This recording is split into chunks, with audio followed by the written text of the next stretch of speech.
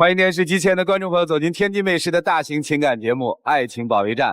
亲爱的观众朋友，打开抖音搜索“爱情保卫战”的官方抖音号并添加关注，我们会在每天晚上的8点到10点开通直播，我们的情感导师会在线帮您答疑解惑。如果你们想连麦他们的话，可以私信我们。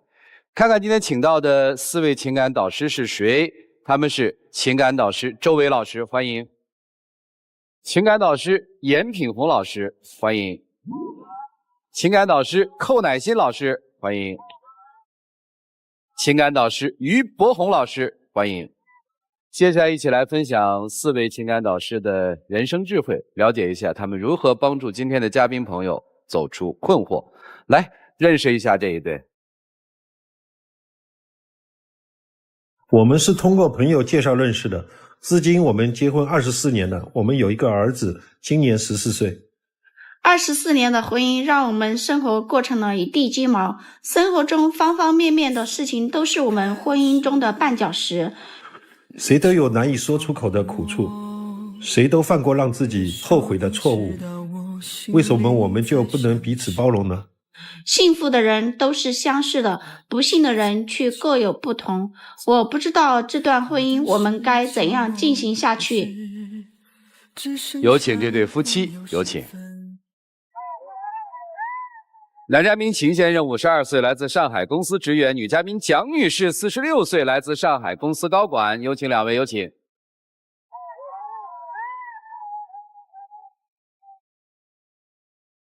欢迎2位哈。结婚多少年了呀？24年。今儿来这儿要干嘛呀？他的一些个人的卫生就一直是一个非常让我困惑的一个问题。我也知道他上班很辛苦，早上呢很早就走，晚上呢很晚回到家里。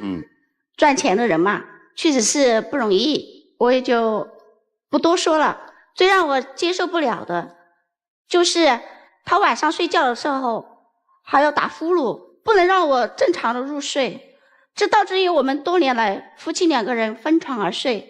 觉得这样的夫妻在一起有什么意义呢？但是你的卫生习惯好的有点太过了啊！上个厕所冲2、3次马桶啊，然后洗个热水澡，先要放掉10分钟的冷水。他说，那这个习惯都是我从小养成的习惯，要叫我一时半会儿改的话，我一下也是改不了的。这打呼噜也是好了，这也不要纠结个人卫生的事情了。那小孩子8岁以前，你上过1天班吗？不上班也就算了，你说在家带孩子，那经常同学聚会，你一个朋友从很远的地方来，然后出去吃饭、喝酒、唱歌，然后跑到半夜才回来。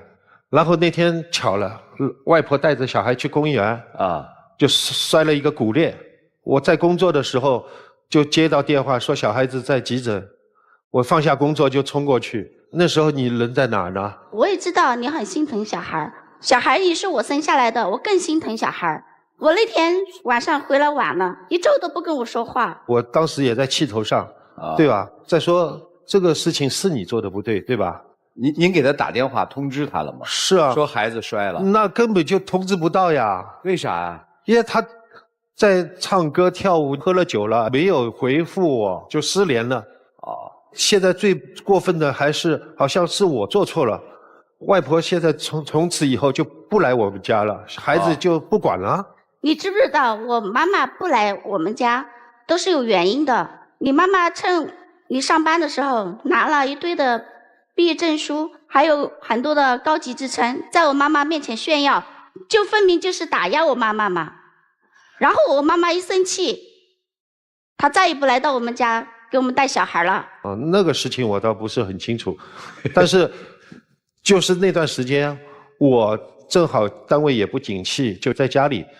那这事情我来带孩子嘛，你去上班好了。对呀，我找了一个复式的工作，3班倒，我也很辛苦啊。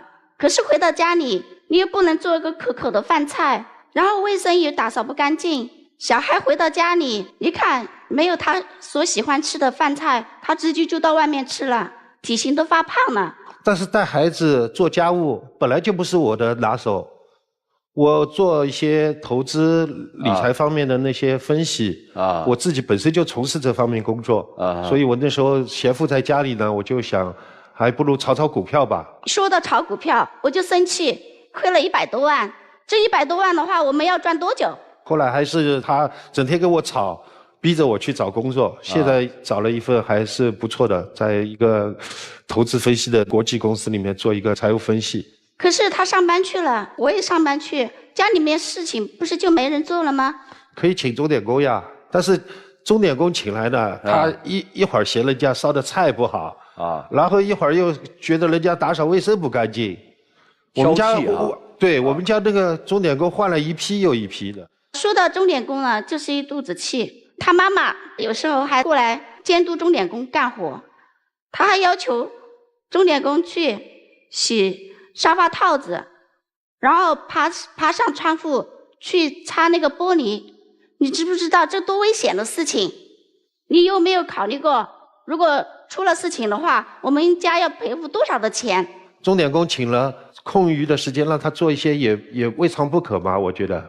这钟点工可以干这些事儿啊，在他们的这个工作规范里面是有的嘛。因为那个合约我们跟公司签约的不在合同范围之内的。啊。如果说做的话，那个要额外收取一部分的钱，但是碍于情面，钟点工又怕失业，然后勉强做了。可是钟点工在我面前提加钱，你妈妈一点都不搭理。我这才听明白啊，听了半天，你们说话可以，真有水平。先生说妻子挑钟点工，家里钟点工走了一批又一批，妻子在那儿解释，哪里是我弄走的嘛，分明是你妈弄走的嘛，是这意思吧？对，是的。那你们直接说呀。我们因为一开始他是做了一份三班倒的工作啊，那请个钟点工也就是煮个饭啦，或者怎么样，这打扫卫生不是很那个的。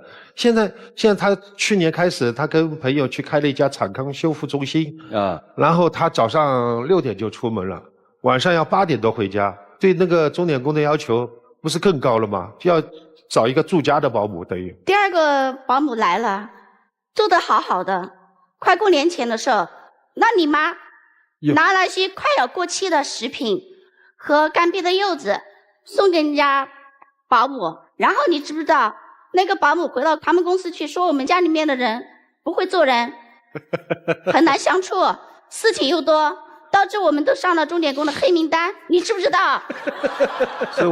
这倒我倒不清楚，但是老人家做这些事情也很正常，我觉得，因为从小跟我们的生活环境不一样，他们比较节俭，他觉得这些还没过期啊，又家里没人吃的东西，送给钟点工是额外送给他，也没有说要收钱，这有什么不可以的？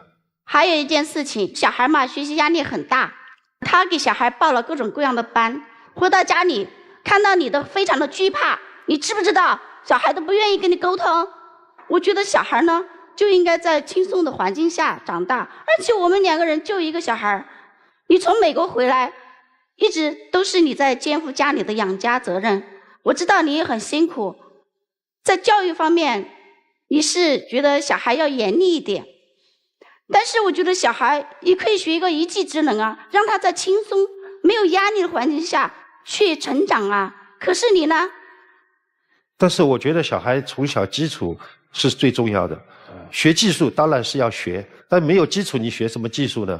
小孩子如果从小不打基础，不把他严厉的管教好，你以为他会很自觉的去读好书吗？我们家你记得吧？上一次一个洗衣机稍微有一点坏了，知道吧？叫了一个外面维修的师傅过来，就那么半个小时就搞定300块钱。我觉得有一个一技之能，至少不会让小孩因为读书压力那么大而让他非常的厌烦。然后因为我觉得他读书压力真的是过大了，我都担心他脱发，然后情绪不好。你有没有为小孩这方面的身心健康而着想呢？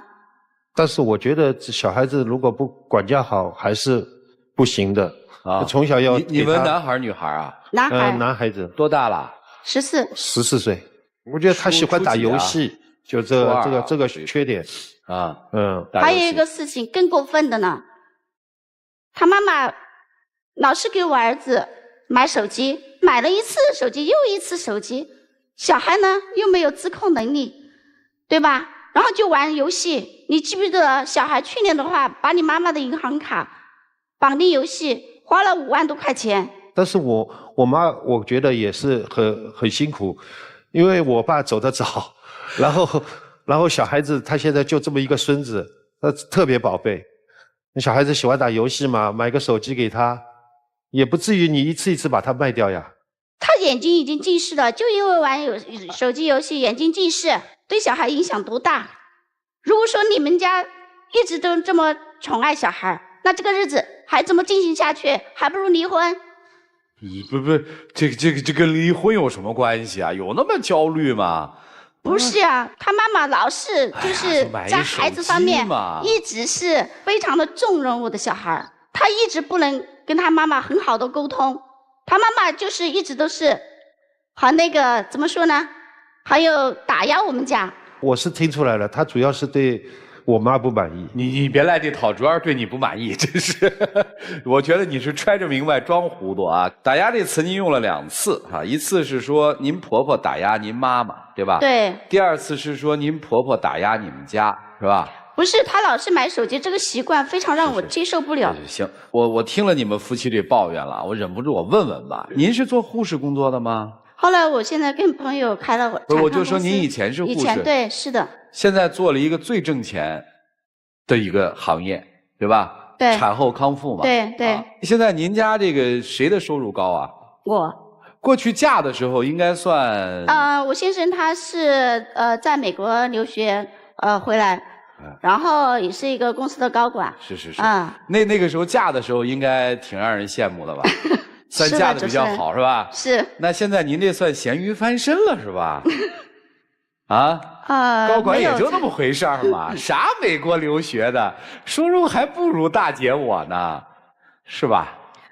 有这意思吧？也不是这样说的，主持人是这样的，家庭矛盾呢是不可避免的。我们在一起24年了，这24年我一直都在忍受，所以我实在是忍受不了了。不是怎么就忍受不了了？24年。他的很多的习惯，比如说个人卫生。不是，那个人卫生要说忍受不了，这个结婚3天就受不了啊！打呼噜我踹死你！卫生习惯不好，我嫌你臭，一脚踹出去。所以这都是借口。而且您用的那个词儿，我特别注意，很留意观察。有南方来的嘉宾啊，我的耳朵得竖起来听。他表达很含蓄，不像北方人踢了哐啷就打，他每句话里都藏东西，你知道吧？你看，讲述婚姻前半段的时候是这么说的：你在外面挣钱辛苦，我也知道的嘛，是吧？我也不能说什么的嘛。哎，那个时候是我可忍受，因为你辛苦的了，对呀，老辛苦的了。对。到什么时候语气变了啊？在家里炒股100万嘛，100万我们要挣多久的嘛？所以我就看出来这个变化了，从公司的高管到普通员工。从普通护士到公司高管，这个说话都变了。在我太太的激励下嘛，我又找了一个工作的了啊。但是你找工作就找工作，还要特别强调一下，面子是要的啦。找的什么工作了？我在一个公司做会计的分析师的工作的了。所有的面子你看还要。您直接说，您今天来干嘛？咱把目的说清楚。您肯定不是来离婚的。你想让这个先生在哪些方面做改变，我们帮您修理他，对吧？那有上海男人，对吧？那有被老婆修理的特别好的上海男人啊，这个，那也有半个上海女人啊，那修理老公也是一把行家。您要怎么着？您说了，说清楚，我们知道怎么办。我希望他呢，就是一定就是每天要洗漱干净才能上床。您都不跟人在一屋里睡，人家洗给谁看呢？那我也有心灵感应的呀，你干干净净的，那你思想就会不一样吗？不是干干净净，咱是不是就能睡一起了？咱把这件事儿弄清楚，我们好知道，对吧？咱把条件开清楚，干干净净回床睡，不干净踹出去，对吧？可是我也踹不动他呀，他这么大的。行，听明白了。第一干干净净，第二什么？您说啊。还有他睡觉打呼噜。打呼噜看病去。还有啥？还有他的体重这么重。我希望他能从190斤减到170斤。对，这个还能努力一下啊，应该还可以努力一下。他自己买了健身卡，他自己不去锻炼。你说你是不是太懒了？还有啥？还有就是他收拾家里面的卫生根本就不做，什么都是靠别人。那你稍微家里面的事情你要整理一下啊，什么都是靠钟点工来做。你觉得这合适吗？好，这还有，还有就是他非常偏袒他的妈妈，什么都是朝着他妈妈去说话。所以我们家这个情况就导致于我不能接受他这个行为。还有别的吗？还有就是他有时候跟朋友聚会招呼也不跟我说，然后直接就出去了。听明白了啊，所以孩子那个事儿看来不关键，不重要。最愤怒的没有，我已经说过他非常偏袒他的妈妈，所以说最愤怒的就是那个，还有他的妈妈，这是最愤怒的啊！听明白了，愿意接受老婆的管理吗？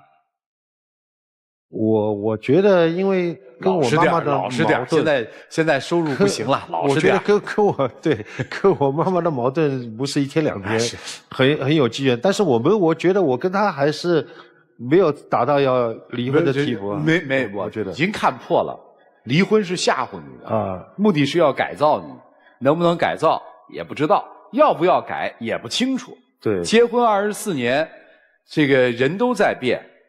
家庭的地位和身份都在变化之后，有些人就不适应了。这个不适应应该怎么调？我们听听老师们的意见吧。一起进入丘比特问卷。说说周老师啊，你们让我对我未来的这个爱情观、家庭观造成了极大的困惑了。对，困惑了。24年那叫什么？萨丁婚呐。咱不比金婚银婚也是相当珍贵的，虽然我们可能没有了爱，但我们依然有浓浓的情。但是在你们这段里面，我看不到情，我看到的更多的是在24年里面，随着家庭地位的变迁，造成你们家庭的组织结构即将发生变化。哎呀，好专业，高管对高管说，对吧？就是我们是的，这 CEO 原来是他，对吧？现在换届了，准备是你，但是呢，老的又不想退，这个权力呢又不准备交出来，你对这个家庭的统治呢落不到实处，对吧？这是不对的。家里它不是公司。他虽然是用经营的模式去经营，那是用心，而不是用权。我妻子就是全职太太，但是我每回回家我都叫她老板。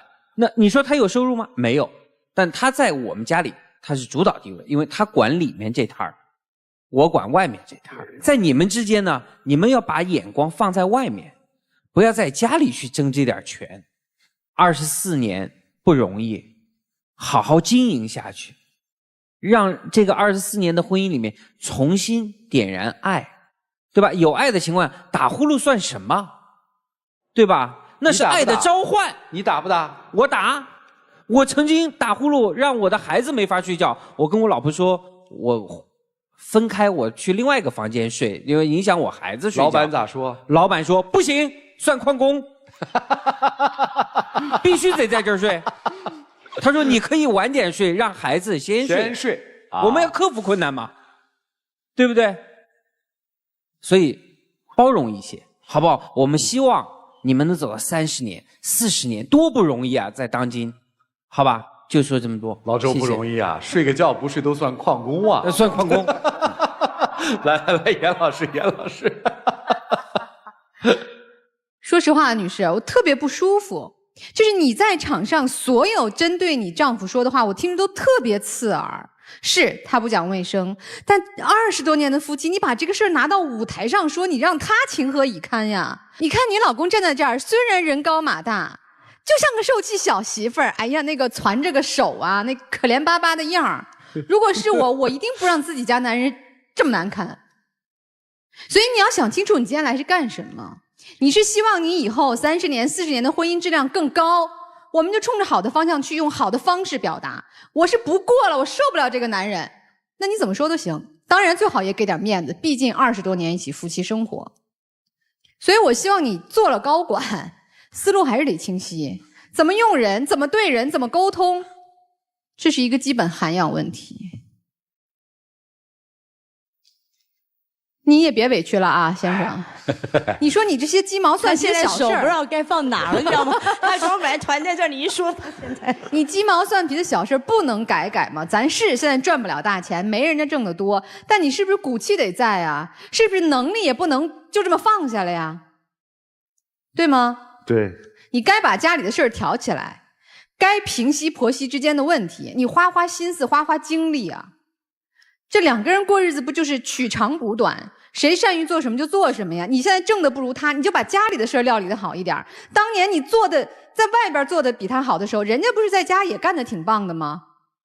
所以啊，我觉得你们夫妻过日子要多沟通，多给彼此面子，彼此尊重。这不是说上海男人怎么样啊，而是所有的家庭都一样，真心相对，彼此尊重，在不同的阶段，我们去做好自己更胜任的那个角色，才能过好啊，否则多难堪呀！我就说这么多吧啊，其实日子还要继续过的。来，乃琪老师，其实任何一对夫妻都有问题，天下没有完全相合的人。任何两个人婚姻，我觉得都是一种磨合，一种学习。我觉得要看有没有找对方法，才能让两个人变得更好，而不是变得更糟了。所谓的相配是两个人能不能够帮助对方变成更好的自己，而不是帮助对方变成一个更坏的学生。当然两位的收入在改变，家庭地位在改变，但我就想给两位各一个建议。女人真的要强，不是强在像个领导可以嫌他这个不好那个不好，不是可以提要求扣工资，甚至是把他踢出去。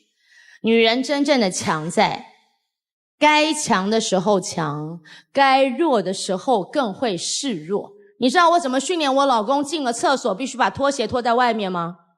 你知道我怎么训练我们家黄国伦上厕所的时候把盖子给盖上吗？我跟你说，别用骂的，用夸的，你试试看。懂了。当他好不容易做到了，说老公你今天竟然记得把拖鞋放在外面，我觉得你有把我放在心上，我好开心。老公你今天竟然有把袜子丢到那个洗衣篮里，你怎么这么棒？哎呀，我跟你讲，带男人跟带孩子跟训练宠物，其实对我来说呢是有异曲同工之妙的啊。再说他妈妈，你孩子的奶奶也是你妈，如果你愿意，你可以主动用你的智慧去处理手机的问题，处理婆媳的问题，而不是把所有的锅都推给他。我对你说这些事情，我认为在你俩当中，你一定可以决定你们的走向跟带节奏的，看你想带的是爱的节奏，还是严厉审判的节奏。我对你的期望是做个更强的女人，更有智慧的女人。强要强在心里，柔要柔在手上跟嘴巴里，这才是无敌的未来现代女性。至于那个秦仙儿，如果还要这个女人，也试试多夸她吧。女人需要夸，我就告诉你一件事，别怕女人强。一个强的女人，只要还爱你，永远会是你手上的倚天剑。你要怎么使这把剑？表扬她，感谢她，多洗几次澡，我想就没问题了。好的，谢谢主持人。哎，谢谢寇乃馨老师啊！来，那个你卫生习惯好的了啊。卫生习惯当然好啊，因为好男人是好女人教出来的嘛。哦，你刚才说你们现在分床睡，你要明白，从分床到分居，从分居到分手，其实是在一条轨道上的。你是当过护士的，你比谁都明白，打呼噜它是控制不了的，这是一种病。人到了一定年龄以后，都会多多少少打呼噜，但天下有多少的夫妻都是从不习惯自己的丈夫打呼噜，到最后听不到自己的丈夫打呼噜睡不着觉。这就叫婚姻，这就叫爱情，这就叫生活。生活的习惯不同，他生活的有一些卫生习惯当然要改，但是你作为他的妻子，你难道没有责任吗？如果在24年当中，你的方法是得当的，他认为你的话是有道理的，他当然会改啊。所以最后我一句话很简单，我们对平常老百姓的生活得过且过，这样的一种精神有时候还真是无敌的。我们真的不能太讲究，如果生活像礼仪场所一样的要讲究，没法过，请您记住。谢谢郭红雄，差不多就得了，24年了，你们俩要不想过，就直接说出来，不要耽误彼此。啊，不纠结，不过就不过，过就好好过。想要这段婚姻，就改变；想要这段婚姻，也得改变。不想要，另外命题了，一起进入真情60秒。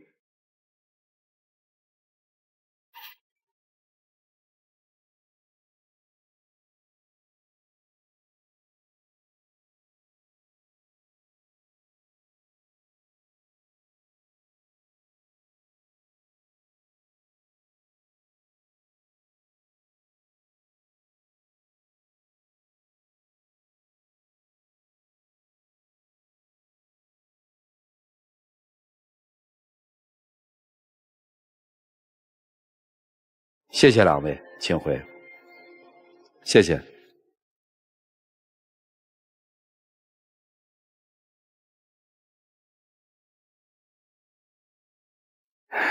电视机前的观众朋友，欢迎大家通过金鱼 APP、天津 FTV 网络电视、万事达手机客户端来收看本期的节目内容。接下来，我们就来看看这对夫妻作何选择，请开门。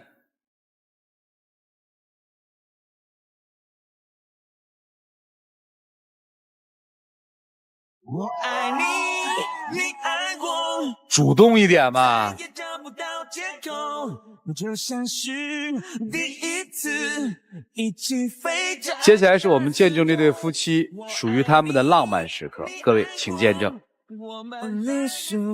刚刚其实我也想，可能我在某些方面可能对你太苛刻了，我希望我们共同携手走过这美好的一生，白头偕老。好的，抱一抱，抱一抱。哎呦，你哪像个丈夫啊？来来来，多抱会儿，多抱会儿。哎呦，我的妈哟！